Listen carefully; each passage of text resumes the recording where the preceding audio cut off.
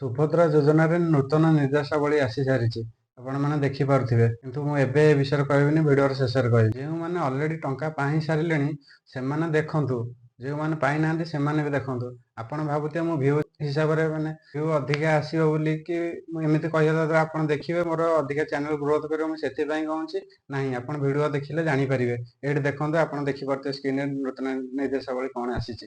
ଆପଣଙ୍କୁ ମୁଁ ପ୍ରଥମ ଭିଡ଼ିଓରେ କହିଥିଲି ଆପଣଙ୍କ ମନରେ ଥିବା ସମସ୍ତ ପ୍ରଶ୍ନର ଉତ୍ତର ଦେବି ବୋଲି।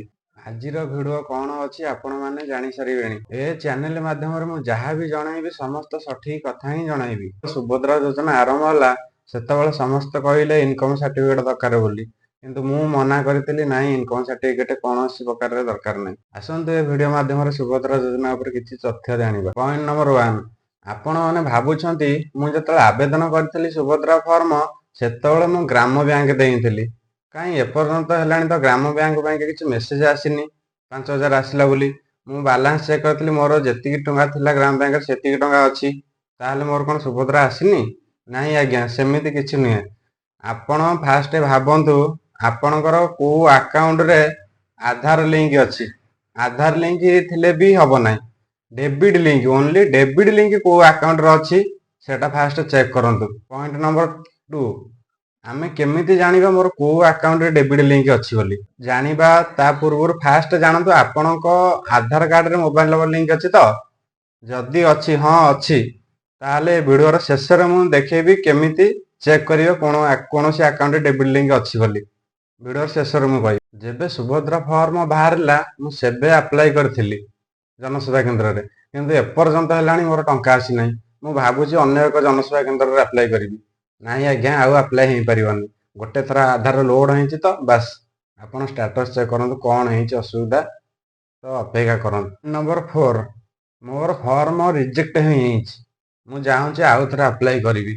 ମୋର ତ ଜମି 5 ଏକର ନାହିଁ, କି ମୋର ତ ଗାଡ଼ି ନାହିଁ, କି ମୁଁ ତ ସ୍କଲାରସିପ୍ ଅଧିକା ପାଉନି। ମୋର କିନ୍ତୁ ରିଜେକ୍ଟ ହେଇଯାଇଛି। ମୁଁ ଚାହୁଁଛି ଆଉ ଥରେ ଆପ୍ଲାଏ କରିବି। ନାହିଁ ଆଜ୍ଞା, ଆଉ ଆପ୍ଲାଏ ହେବନି। ଆପଣ ସେଇ ପୋର୍ଟାଲରେ ଅଭିଯୋଗ ଦେଇପାରିବେ କି ମୋର ଏସବୁ ଜିନିଷ ନାହିଁ, କ'ଣ ପାଇଁ ମୋତେ ରିଜେକ୍ଟ କରିଛନ୍ତି।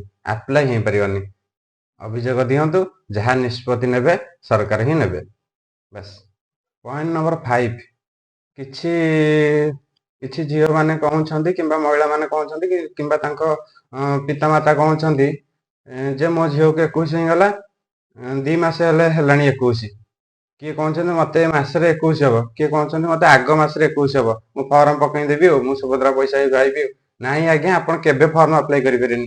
ଆପଣ ଚାହା ବି 50 ବର୍ଷ ହେଇଯାଉ, ଆପଣ କେବେ ଆପ୍ଲାଏ କରିପାରିବେନି। କାରଣ ସରକାର 1 ଜୁଲାଇ 2024 ସୁଦ୍ଧା 21 କିମ୍ବା ତାଠାରୁ ଅଧିକ ହେଇଥିବା ଦରକାର, ତାହେଲେ ଆପଣ ଆପ୍ଲାଏ କରିପାରିବେ। ଆଉ ଆପଣ 50 ବର୍ଷ ହେଲେ ବି ଆପ୍ଲାଏ କରିପାରିବେନି। ଆପଣମାନେ ଏଇଠି ଭାବୁଥିବେ ତାହେଲେ ମୁଁ ଆପ୍ଲାଏ କେବେ କରିବି, କେମିତି କରିବି? ହଁ, ଆପ୍ଲାଏ କରିପାରିବେ। କେତେବେଳେ ନା ସରକାର ଯେତେବେଳେ ତାଙ୍କ ପୋର୍ଟାଲରେ ତାରିଖ ଚେଞ୍ଜ କରିବେ, କେତେ ମନେକର 1 ଜୁଲାଇ 2025 ଯେତେବେଳେ କରିବେ ସେତେବେଳେ ଆପଣ ଏଲିଜିବୁଲ ହେବେ, ଆପ୍ଲାଏ କରିପାରିବେ। କିନ୍ତୁ ଏବେ ଯେପର୍ଯ୍ୟନ୍ତ ପୋର୍ଟାଲରେ ଚେଞ୍ଜ ହେଇନି ଆପଣଙ୍କୁ ଚାହିଁବି ଯେତେ ବର୍ଷ ହେଇଯାଉ ଆପ୍ଲାଏ କରିପାରିବେ। ମୁଁ ଆପ୍ଲାଏ କରିଥିଲି, ମୋର କ'ଣ ହେଇଛି ମୁଁ ଜାଣିପାରୁନି। ଆଜ୍ଞା, ଜାଣିପାରିବେ। ପୋର୍ଟାଲକୁ ଯିବେ, ଆବେଦନର ସ୍ଥିତି ଦେଖିବେ, ତାପରେ ଜାଣିପାରିବେ। କେମିତି ଚେକ୍ କରିବେ ମୁଁ ଭିଡ଼ିଓର ଶେଷରେ ବି କହିବି। ମୁଁ ଚେକ୍ କଲି, ମୋର ଡେବିଟ୍ ଲିଙ୍କ ଅଛି, ଅଣ୍ଡର ପ୍ରୋସେସ୍ ଅଛି, କିନ୍ତୁ ମୋର ଟଙ୍କା ଆସୁନି। ଏ କେସ୍ରେ ହୁଏତ ହେଇଥାଇପାରେ ଆପଣଙ୍କ ରାସନ କାର୍ଡ଼ ନଥିବ। ଫିର୍ ବି ଯଦି ବି ଅଛି, ଆପଣ କହୁଛନ୍ତି ହଁ ମୋର ରାସନ କାର୍ଡ଼ ଅଛି, ଯାହାର ନାହିଁ ତ ହୁଏତ ଆସିନି ସେଥିପାଇଁ।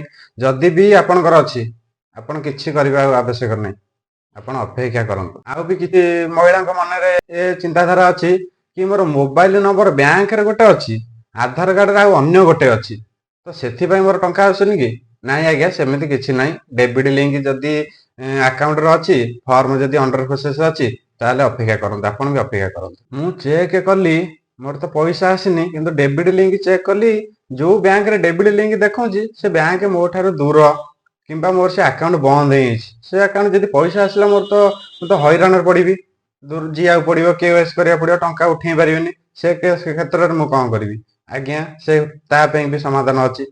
2ଟି ବିକଳ୍ପ ଆପଣଙ୍କ ପାଇଁ ଅଛି। ପ୍ରଥମ ବିକଳ୍ପ, ପାଖରେ ଥିବା ବ୍ୟାଙ୍କ ଆକାଉଣ୍ଟରୁ ଖୋଲିକି ଡେବିଟ୍ ଲିଙ୍କ କରିପାରିବେ। ଯଦି ତ ବ୍ୟାଙ୍କ ସହ ଯୋଗାଯୋଗ କରି ବହୁତ ଭଲ, ନାହିଁ ତ ଏଟା ମୋ ପର୍ସନାଲ ଓପିନିଅନ କି ଆପଣ ଏୟାରଟେଲ ପେମେଣ୍ଟ ବ୍ୟାଙ୍କ ହେଉ କିମ୍ବା ପୋଷ୍ଟାଲରେ ହଉ ସେଠି ଯଦି ଆକାଉଣ୍ଟ ଖୋଲିକିରି ଡେବିଟ୍ ଲିଙ୍କ କରିପାରିବେ କଣ ସେ ଆକାଉଣ୍ଟ ଡେବିଟ୍ ଲିଙ୍କ ଅତି ସହଜରେ ହେଇଯିବ।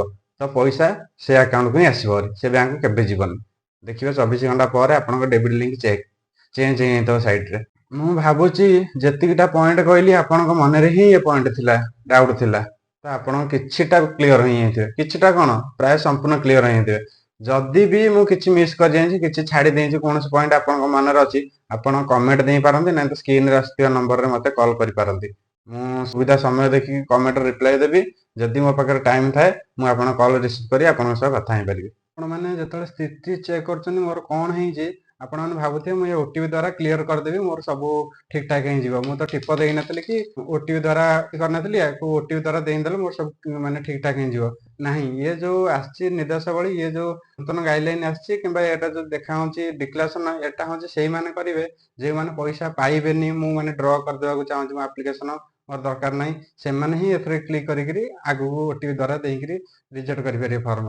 କିନ୍ତୁ ଆପଣମାନେ ଯଦି ଏଲିଜିବୁଲ୍, ଆପଣମାନେ ଚାହୁଁଛନ୍ତି ଏମିତି ମୁଁ କରିଦେବି ଓଟିପି ଦ୍ୱାରା, କିନ୍ତୁ ଆପଣଙ୍କ ଫର୍ମ ରିଜେକ୍ଟ ସେଟା ଆପଣଙ୍କ ଉପରେ ଡିପେଣ୍ଡ କରେ, ଆପଣ ରଖିବେ କି ଓଟିପି ଦ୍ୱାରା କାଟିବେ।